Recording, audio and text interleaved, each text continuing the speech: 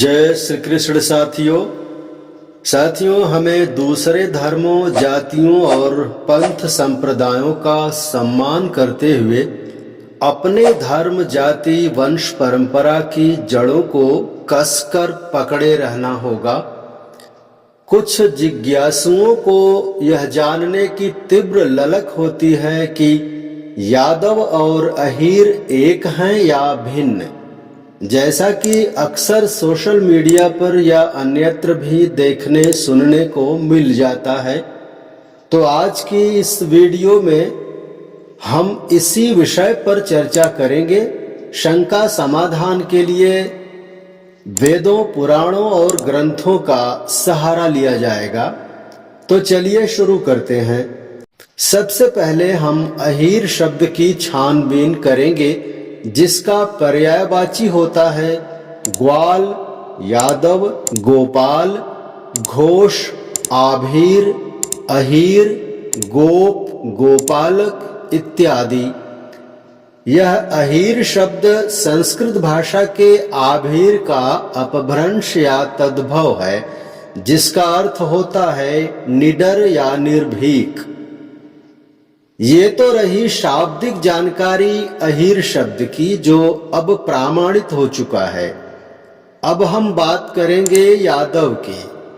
हिंदी शब्द कोश के अनुसार यादव शब्द के समानार्थी शब्द कुछ इस प्रकार हैं: गोपाल, अहीर, घोष, ग्वाला, ग्वाल, चरवाहा इत्यादि। इस प्रकार से शाब्दिक दृष्टिकोण से यादव और अहीर एक ही हुए।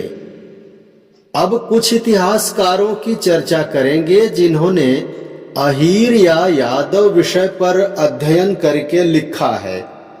उनमें से एक हैं जयंत गडकरी, जिन्होंने लिखा है, पुराणों के विश्लेषण से यह निश्चित रूप से सिद्ध होता है कि अंधक, वृषणी, सात्वत तथा अहीर जातियों को संयुक्त रूप से यादव कहा जाता था, जो कि श्री कृष्ण के उपासक थे।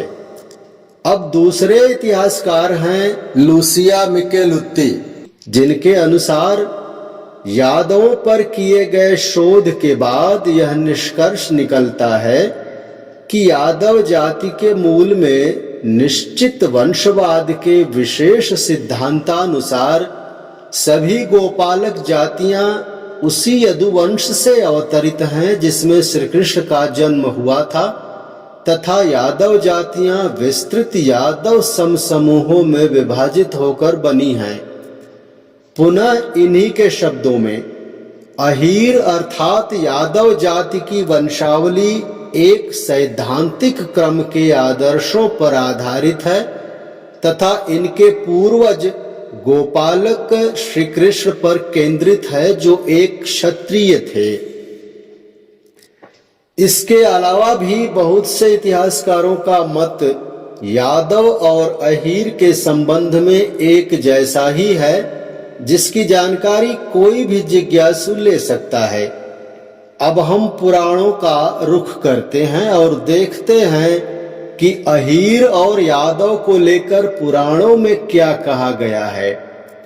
सबसे पहले भागवत पुराण के अध्याय संख्या 11 के श्लोक संख्या 41 और 42 में क्या कहा गया है, जैसा कि आप स्क्रीन पर देख पा रहे होंगे, जिसका शाब्दिक अर्थ हिंदी रूपांतरण कुछ इस प्रकार है, जिसमें अर्जुन ने भगवान श्री कृष्ण से कुछ यूं कहा है: आपकी इस महिमा को न जानते हुए मैंने अभिमानवश या प्रेम से जो मैंने मित्र मानकर कि कभी कभी हे कृष्ण, हे यादव, हे मित्र इस प्रकार से जो कुछ भी कह दिया है, हे ब्रह्मा, आप मेरे द्वारा हंसीवश मनोरंजन के लिए विहार करते समय या शैया पर बैठे हुए या भोजन आदि करते हुए अकेले में अथवा उन मित्रों के सामने जैसे भी आप मुझसे अपमानित किए गए हैं, उन सब अपराधों के लिए हे अचिंत्य प्रभाव वाले आपसे मैं क्षमा मांगता हूं। अब हम अगले आख्यान के रूप में भगवत पुराण के 10वें अध्याय के 37वें श्लोक को देखते हैं, जिसमें साफ लिखा है कि भगवान श्री कृष्ण अर्जुन से क्या कह रहे हैं।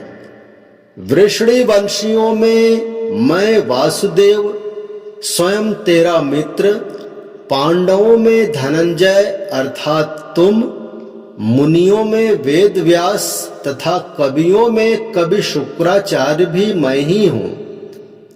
अब हमें भगवत पुराण के इस श्लोक ने भगवान कृष्ण के यादव होने के साथ साथ वृषणी वंश का होना भी दर्शाया है। तो अब हम वृषणी वंश की वंशावली को भी देख लेते हैं, जैसा कि आप लोग भी देख रहे होंगे। इस यादव कुल की वंशावली में राजा सत्वत के 7 पुत्रों में वृषणी और अंधक बहुत ही प्रभावशाली पुत्र हुए।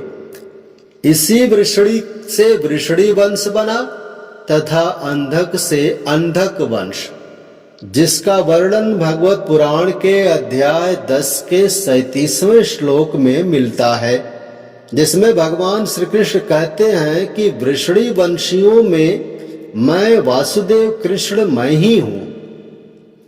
तो यहां देखिए, वृषणी की 2 पत्नियां माद्री और गांधारी थीं। इसमें माद्री से देवमूढ़ हुए और इस देवमूढ़ की 2 रानियां थीं, मदिशा और वैश्यपर्णा, जिसमें मदिशा से सूरसेन हुए और वैश्यपर्णा से पर्जन्य। इसी सूरसेन के पुत्र थे वसुदेव, जिनके 8वें पुत्र थे भगवान श्री कृष्ण, और पर्जन्य से हुए नंद बाबा, जिनके पुत्री थी योग माया, जो विंध्याचल पर्वत पर आदि शक्ति स्वरूप में विराजमान हैं। इसी वसुदेव का विवाह अंधक वंश के राजा देवक की पुत्री देवकी से हुआ था, जिनकी 8वीं संतान थे भगवान श्री कृष्ण। अब हमें ये तो पता चल गया कि भगवान श्री कृष्ण वृषणी वंशी यादव थे, परंतु यादव और अहीर एक कैसे हुए, ये जानने के लिए हमें यदुकुल के अंधक वंश की वंशावली खंगालनी होगी, जैसा कि आप डायग्राम देख पा रहे होंगे। इसमें अंधक वंश के अंधक जो राजा थे, इनके सबसे बड़े पुत्र कुकुर थे, जिनके 8 पुत्र थे, जिनमें पुनर्वसु बहुत ही प्रतापी राजा हुए, जिनकी 2 संतान हुई, पुत्र आहुक और पुत्री आहुकी। आहुक के 2 पुत्र हुए, देवक और अग्रसेन, जिसमें देवक से देवकी हुई तथा अग्रसेन से कंस की पैदाइश हुई। आहुक के पास 10,000 आश्चर्यजनक रथ थे, जिस पर ध्वज फहरता रहता था और सभी रथ सुरक्षा कवच से परिपूर्ण थे। सभी रथों से बादलों की गड़गड़ाहट के जैसी भयानक ध्वनि निकलती रहती थी। राजा आहुक निडर और निर्भीक थे। इनकी आहट मात्र से ही शत्रु भयभीत हो जाया करते थे। इसी निर्भीकता और निडरता के कारण राजा आहुक अहीर की पदवी धारण करते थे और इनके वंशज अपने को अहीर कहे। तब से अंधक वंशी लोग अहीर कहे जाने लगे, जबकि इनका भी मुख्य वंश यादव ही था।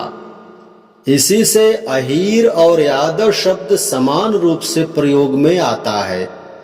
इसी से श्री कृष्ण भगवान ने कालिया नाग का मर्दन किया तो उन्हें भी अहीर कहा गया। इससे साफ है कि अहीर और यादव एक तथा नेक हैं। तो साथियों, इन सब प्रमाणों, आख्यानों और दृष्टांतों को देखने से साफ है कि यादवों और अहीरों का संबंध एक ही जाति वंश से है। इनका आपस में खूनी रिश्ता है। तो अब संदेह दूर हो गया होगा कि यादव और अहीर एक ही हैं।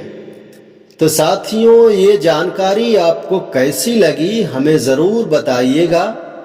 मिलते हैं किसी और ख़ास प्रसंग के साथ। तब तक के लिए जय श्री कृष्ण,